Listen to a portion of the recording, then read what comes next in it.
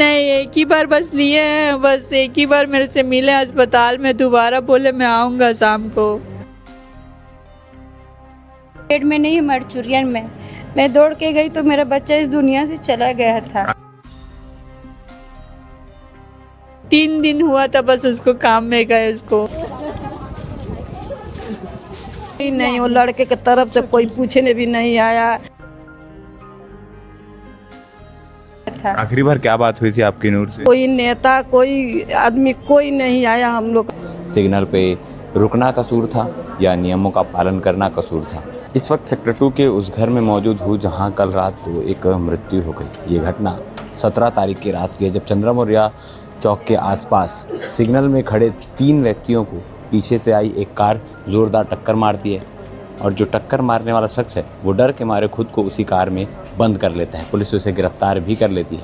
आपको बता दें, उस दिन जो घटना हुई उसमें ऑन द स्पॉट 2 लोगों की जान चली गई, जिसमें एक रायपुरा निवासी पूर्व LIC का काम करने वाला कर्मचारी था जिसकी मृत्यु हुई थी, और एक सुपेला के रहने वाले नूर मोहम्मद जो कि सलीम का रिश्तेदार था। और कल उपचार के दौरान सलीम की भी मृत्यु हो गई। उनका परिवार हमारे साथ मौजूद है क्योंकि काफ़ी गमगीन माहौल है। बात करने का प्रयास करेंगे, क्या जानकारी मिल पाती है, क्या कुछ होता है। आपके हस्बैंड थे सलीम? आपको कैसे पता चला, क्या पता चला? मैं अस्पताल में डिलीवरी के लिए बेड पे पड़ी हुई थी। मैं 15 तारीख को बेबी हुई है मेरी। 17 तारीख को कॉल आया कि पुलिस का कि ऐसी ऐसी बात है। मैं डिस्चार्ज भी नहीं हुई, मैं भाग के आई हूँ अस्पताल में, देख रही हूँ मेरा आदमी ICU में। मेरा बहन का लड़का सगा वहीं ख़त्म हो गया है। मैं दर्द के मारे फिर भी मैं दौड़ भाग के आई तो देख रही हूँ 5 दिन बाद ये देखो आज इनके साथ ICU में दम तोड़ चुके हैं। मेरे को इंसाफ चाहिए बस। कहाँ से आ रहे थे? ये काम में जा रहे थे पावर हाउस, सिग्नल ऑफ था। ये आकाशगंगा में खाना खाए हैं और वहाँ से निकले हैं पावर हाउस जाने के लिए। सिग्नल में खड़े थे, बंद था। बस ये पीछे से आके मारते हुए उड़ाते हुए चला गया। नूर को भी अपने साथ काम सिखाने ले जाते? हाँ, नूर को मैं ही बोली थी मेरे बच्चा को कि तेरा छुट्टी लगा है। मेरे से 1000 रुपये मांगा, काला पैसा तो 1000 रुपये। बोले बच्चा तू क्या करेगा रे? बोलता है मैं शर्ट और पैंट लूँगा। मैं बोली तेरे पप्पा के साथ लड़के लोग कोई जा नहीं रहे, परेशान हो रहे हैं, कालू के साथ तू जा, पेमेंट भी मिलेगा, मैं तेरे को अलग से पैंट कपड़ा जूता सब दूँगी। वो बोला ठीक है मैं जाऊँगा। इसको पूछा मैं जाऊँ माँ, तो ये बोला तू जा नहीं जा, मेरे को मत पूछ, तेरा मर्जी तो जा। वो बच्चे का क्या मन में आया, काम में जाने लगा। 3 दिन हुआ था बस उसको, काम में गए उसको। फर्स्ट डिवीज़न से पास हुआ 8वीं। घर में बैठा था, सोच के चल गया होगा, चल गया जीवन से हमेशा के लिए चला। वो अभी तक अपने बच्चे को गोद भी नहीं ले पाए? नहीं, एक ही बार बस लिए हैं, बस एक ही बार मेरे से मिले अस्पताल में, दोबारा बोले मैं आऊँगा शाम को। फ़ोन करके सुबह बोली मैं आओ, बोले मैं शाम को आऊँगा। दोपहर में फ़ोन आ रहा है कि ऐसा ऐसा बात हो गया। वो देखो मेरा हाथ भी पड़ा है जवान। परिवार में और कौन कौन है? मेरे परिवार में मेरे 3 बेटी, अभी हुई 2 बेटी। बड़ी बेटी सूफी 8 साल की है, ये देखो ये बड़ी बेटी 5 साल की बेटी है। छोटी सी बच्ची 5 दिन की लेके। ये मेरी सास है, मेरे ससुर है, हार्ट के पेशेंट हैं, उनका भी कमाने वाले यही एक अकेले? बस ओनली एक ही थे। वो कमा रहे थे तो हमारा घर चल रहा था, और कोई नहीं है। आप अम्मी हैं उनकी? जी मैं मम्मी हूँ। आपको जब पता चला इस पूरे घटने के बारे में तब आप उस वक्त कहाँ पर थी?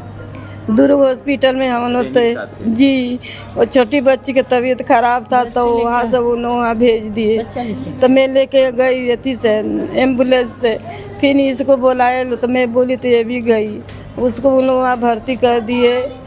अब इसका भी तबीयत ज़्यादा खराब थी, इसको भी इलाज हम लोग करवा रहे थे। आरोपी गिरफ्तार हो चुका है, लेकिन आप लोग क्या चाह रहे हैं, क्या डिमांड करें सरकार से?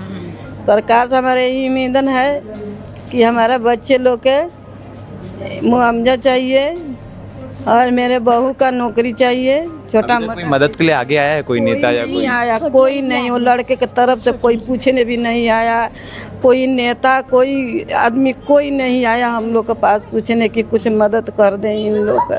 कोई प्रशासन नहीं आया। अब हम लोग सुने वहाँ से भगे आए तो मेरे लड़का हॉस्पिटल में हम लोग देखे भी नहीं आज तक अपने बच्चे को। आपका बेटा भी था उस हादसे में, उसकी ऑन द स्पॉट डेथ हो गई थी। तुरंत डेथ हो गई थी, मुझे पता नहीं था मेरा लाल नहीं है करके। मैं काम में जाती हूँ, दिन भर चंदन स्वीट के यहाँ मैं काम करती हूँ। मेरे को 3:09 ही हुआ था, मुझे फ़ोन किए मेरी छोटी बहू, बोलती है बाजी आपका लड़का भर्ती है। मैं बोली क्या हुआ? बोले एक्सीडेंट हुआ। मुझे ये नहीं पता था कि मेरा लड़का ख़त्म हो गया है।